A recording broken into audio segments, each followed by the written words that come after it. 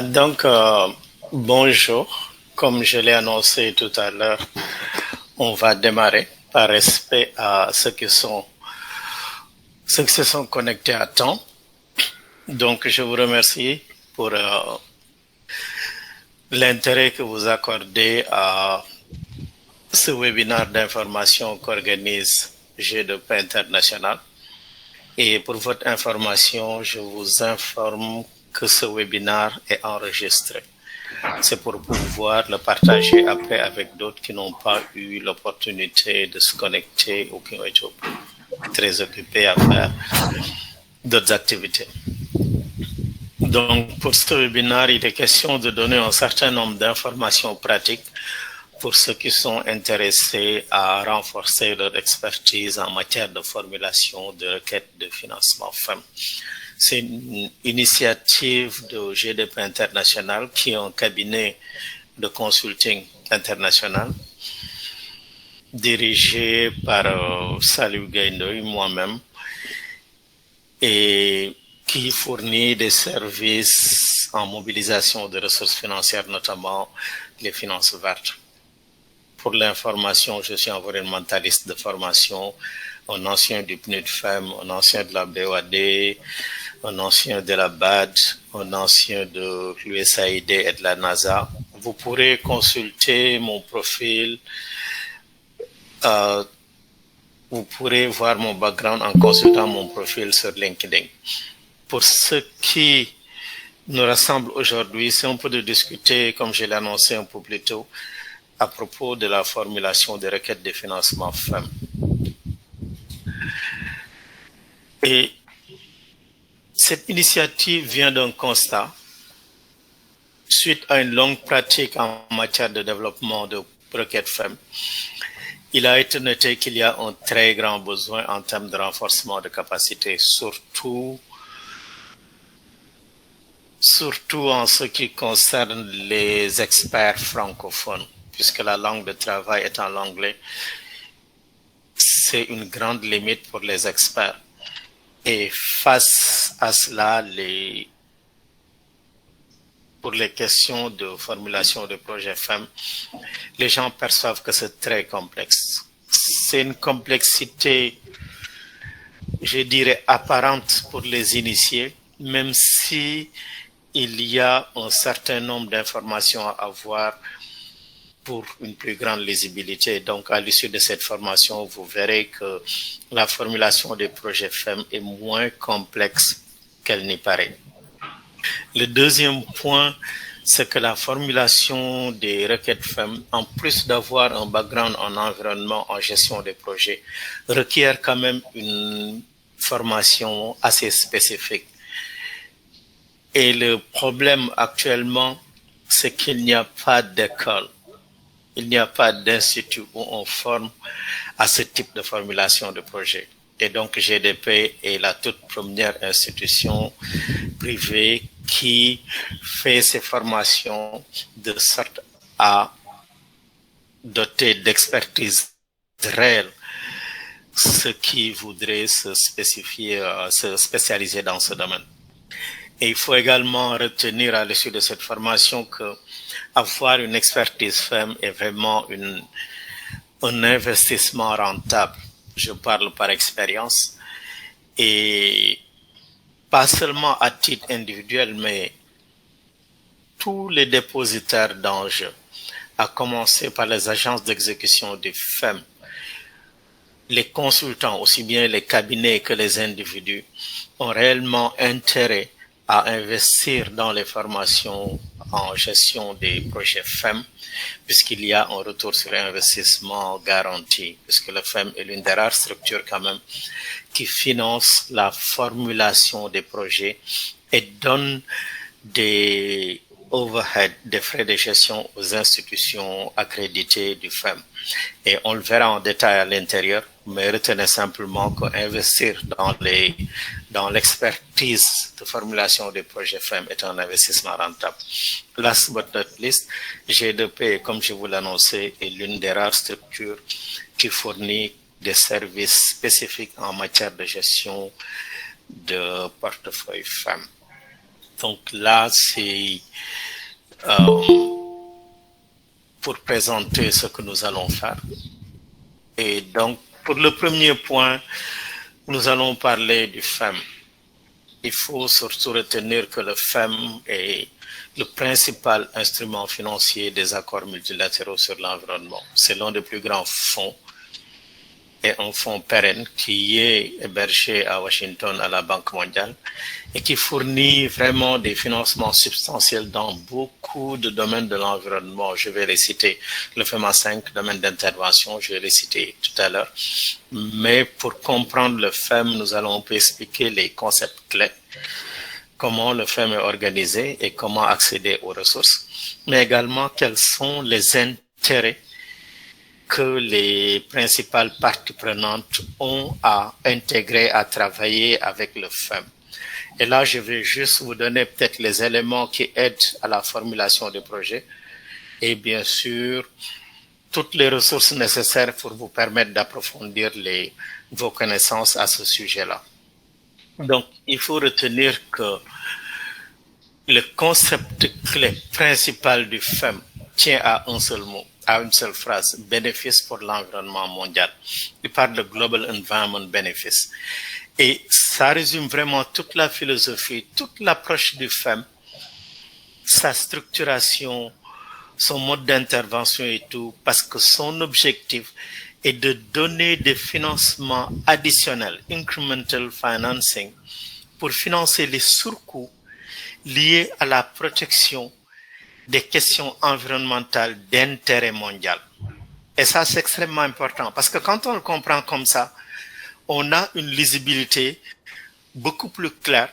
On sait que les projets FEM ne sont pas des projets à part, standalone project. Ce sont des projets qui construisent toujours sur quelque chose, le baseline. On va revenir sur ça. Et il est important de comprendre toute la démarche du FEM à partir de ce concept qui cherche dans sa démarche à filtrer les interventions de sorte à ne financer que la partie qui a un bénéfice pour l'environnement mondial. Et pour ça, il y a un certain nombre de concepts à comprendre. C'est quoi un bénéfice pour l'environnement mondial? C'est quoi l'environnement mondial? Juste pour donner un exemple, vous prenez dans le domaine de la diversité biologique, toutes les espèces menacées d'extinction qui sont sur la liste rouge de l'UICN, par exemple, si ces espèces arrivaient à disparaître, l'environnement mondial en perdait. Donc, les conserver est un bénéfice pour l'environnement mondial. Vous avez les cours d'eau internationaux qui représentent également un intérêt majeur pour l'environnement mondial. La protection de ces cours d'eau l'est également. Et dans beaucoup d'autres domaines, la désertification, l'avancée du désert, perte des terres arables, la perte de la biodiversité, disons des habitats naturels et autres. Donc, il faut vraiment comprendre ce concept et là, je vous inviterai après à aller dans les documents du FEM pour avoir une idée très claire parce que dès l'instant que vous le comprenez, vous saurez comment structurer votre requête. L'alternative FEM, le FEM, toujours quand vous lui soumettez un projet, vous pose une question. Si le FEM n'était pas intervenu, qu'est-ce qui serait arrivé? Et si le FEM intervient, qu'est-ce qui va se passer? Et c'est là où vous arrivez à structurer les surcoûts que le FEM va financer. Et ça fait partie d'une des parties les plus importantes que le FEM regarde pour accorder, pour valider, pour approuver la requête que vous lui soumettez. Le baseline, c'est la situation de référence, comme on dit. Les projets FEM, et ça vraiment faut le noter en rouge, les projets FEM construisent toujours sur quelque chose. Un projet FEM à part, techniquement, n'existe pas. Il part toujours de quelque chose et vient compléter l'intervention en protégeant, en générant des bénéfices pour l'environnement mondial. Et ce quelque chose-là, c'est le baseline. Et d'ailleurs, comme je l'écris, ici, on a une belle image qu'on utilise dans notre jargon pour nous autres qui travaillons sur les questions du FEM. Les projets FEM sont des cerises sur le gâteau. Et donc, le gâteau, c'est le baseline. Donc, vous ne pouvez pas demander un projet FEM tant que vous n'avez pas de gâteau. Vous venez avec votre gâteau, vous dites, je veux une cerise à mettre sur le gâteau. Maintenant, À chaque gâteau correspond une cerise. Et c'est là toute la démarche de compréhension de comment structurer les projets FEM. Et à ce titre-là, le FEM qui finance que la cerise, ce financement-là, c'est le financement du surcoût. Incremental cost approach. Et donc, c'est très important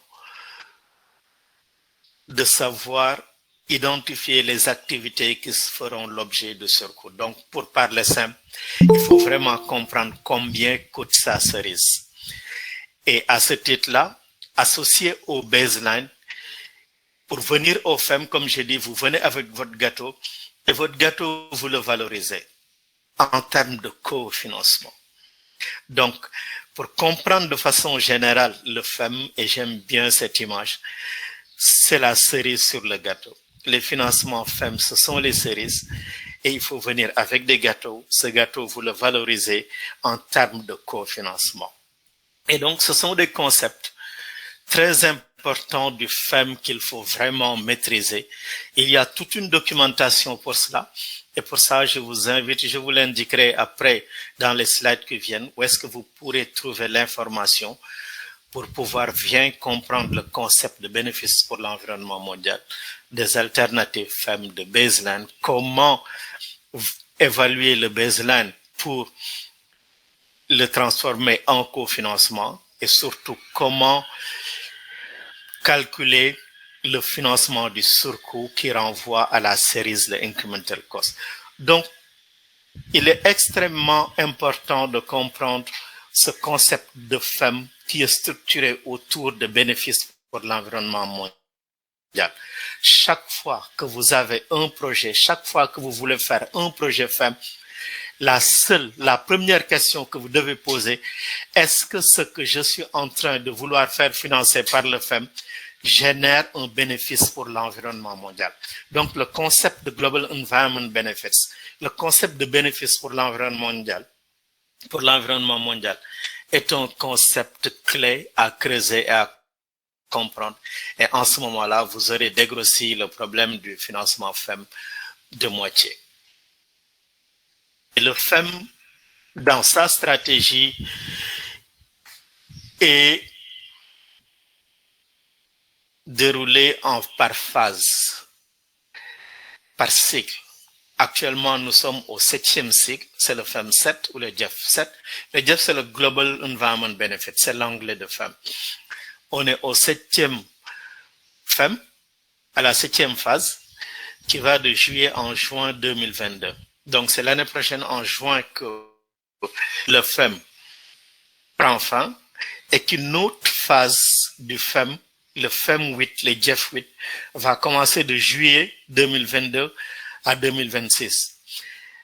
Et pour ceux qui soumettent des projets, la fin des cycles de programmation du FEM sont toujours un peu, disons, délicates en termes de ressources financières parce que pour beaucoup, les ressources financières commencent à tarir et qui va être de plus en plus difficile pour faire passer des projets. Et donc, il est important stratégiquement, quand on planifie un projet portefeuille FEM, de mettre le maximum dans le pipeline au début des cycles de projet. Et c'est pour cette raison d'ailleurs que le FEM donne un budget aux États pour pouvoir planifier le portefeuille FEM qu'ils vont exécuter durant le cycle. Donc actuellement, beaucoup d'institutions de mise en œuvre, je vais le présenter après, du FEM sont en train de préparer la 8e phase qui va commencer en juillet de l'année prochaine. Et c'est maintenant qu'il faut commencer à préparer cette phase-là. Et là, on reviendra sur ça également, mais c'est juste que vous compreniez le cycle de programmation. Actuellement, on est au GEF 7, à la 7e phase, qui prend fin en juin, et qu'on a bien sûr commencé, certaines, les organisations les plus proactives qui ont de l'expérience avec le FEM, ont déjà une longueur d'avance sur les autres, ce qui fait qu'en juillet 2022, ils auront déjà leur projet prêt. Même certains qui ont de gros projets qui ne peuvent pas passer au FEM 7 sont automatiquement programmé pour le FEM 8. Le Jeff le fait aussi. Donc, il est important d'avoir ça à l'esprit et vraiment d'anticiper sur les cycles. Et à chaque phase de FEM, il y a un document de programmation. Et pour chaque domaine d'intervention. Ici, par exemple, vous avez le domaine d'intervention en matière de diversité biologique. Et il est extrêmement important de le lire à chaque fois qu'on veut soumettre une requête dans un domaine, excusez-moi, dans un domaine d'intervention ciblé. Là, par exemple, c'est le document de stratégie de la diversité biologique. Il y a la même chose pour les changements climatiques. Et pour les changements climatiques, vous retiendrez que le FEM finance aussi bien les questions d'adaptation que les questions de mitigation. La diversité biologique, ici, les eaux internationales, la dégradation des sols, les polluants organiques persistants. Et pour chacun de ces 5 domaines d'intervention, il y a un document de stratégie qu'il faut nécessairement consulter et qui définit de façon très claire l'orientation du FEM, les priorités, les indicateurs, les moyens d'action. Et donc, c'est extrêmement important de prendre connaissance de ces documents de stratégie. Il y a également un autre qui n'est pas un domaine, mais qui est un multifocal, qui est transversal. Il peut arriver que vous ayez à soumettre un projet qui touche à plusieurs fenêtres opérationnelles du FEM, à plusieurs domaines d'intervention. En ce moment, on parle de multifocal et le FEM, dans sa stratégie de financement, va imputer des ressources nécessaires à l'action, à les fenêtres, les domaines d'intervention qui sont impliqués. Donc, ici, ce qu'il faut retenir, c'est que le FEM fonctionne par phase. La 7e phase va bientôt finir, la 8e va commencer et qu'il est stratégique, aussi bien pour les prestataires de services, pour les États bénéficiaires, mais également pour les agences d'exécution du FEM, d'anticiper et de commencer à stratégiquement planifier leur intervention dans le domaine du FEM. Et à ce niveau, je précise que le FEM donne aux États, aux points focaux opérationnels notamment, les moyens pour planifier leur portefeuille à venir. Et c'est un moment également important pour les pays à saisir pour pouvoir être sûr de pouvoir mettre dans le pipeline les projets pertinents et qui ont des chances d'aller d'être financés par le FEM. Ces moments de formulation sont également des moments de renforcement de capacité à saisir par les différents acteurs. Le FEM, on y accède par l'intermédiaire d'agences d'exécution. Il y en a 18. Il faut nécessairement passer par ces agences d'exécution. Et là, ce qui est important, c'est qu'au début, les agences d'exécution, disons, menaient la danse par rapport à l'introduction au développement des requêtes. Et le FEM avait trouvé qu'il y avait quand même un souci et qu'il fallait donner plus de pouvoir aux États. Et à ce titre-là, a demandé d'une part à ce que chaque projet fasse l'objet d'une lettre d'endossement. Donc, ça veut dire que la conditionnalité pour soumettre une requête, il faut qu'elle soit impérativement endossée par le point focal opérationnel de chaque pays. Et là, vous verrez sur le site FEM les points focaux opérationnels qui sont logés dans différents ministères. Au Sénégal, par exemple, c'est au ministère de l'Environnement et c'est le directeur de l'Environnement qui occupe la fonction de point focal opérationnel, Monsieur Dramé, et c'est donc lui qui endosse toutes les requêtes de financement. Bien sûr, on dit que c'est le point focal, mais le point focal est en fait une institution. C'est la DEC qui regroupe un certain nombre d'experts. Ils ont même un comité qui regroupe d'autres membres, d'autres ministères pour être sûr que les besoins des uns et des autres seront pris en compte avant l'endossement de chaque pays. Et une chose qu'il faut noter, avant également, la principale philosophie, le mode d'intervention du FEM, c'était le premier venu, premier servi, first come, first serve, ce qui fait que les États qui n'avaient pas une grande capacité avaient des difficultés à accéder aux ressources, ce qui était techniquement mieux préparés, ceux qui avaient plus de compétences, prenaient les ressources avant même que les États n'aient réalisé qu'elles existent. Et c'est comme ça que le FEM est arrivé avec un système transparent d'allocation des ressources STAR, qui fait que pour chaque État, dans les principaux domaines d'intervention, il y a des ressources préallouées. Et vous verrez sur le site du FEM le montant alloué à chaque pays dans le domaine de la diversité biologique, dans le domaine des polluants organiques persistants, dans le domaine de la gestion durable des terres, land degradation, et dans le domaine de l'adaptation au changement climatique. Il y a des montants fixés et qui sont calculés sur la base d'un certain nombre de critères. Ils ont un algorithme distributif qui utilise un certain nombre de critères. Et de façon générale, il faut retenir que cette allocation STAR évolue en fonction de la performance des États. Et je me rappelle, il y a certains États qui ont des difficultés à utiliser leur allocation. Et je me rappelle d'un pays où j'ai fait une mission, pour ne pas le citer, où j'ai eu le privilège d'être reçu par le Premier ministre, qui me demandait qu'il voulait des financements. Et je lui ai dit, Monsieur le ministre, avec votre permission, je vais me connecter et voir de combien vous avez, parce que vous avez de l'argent. À sa grande surprise, quand on s'est connecté, il s'est trouvé que les pays avaient utilisé 0,0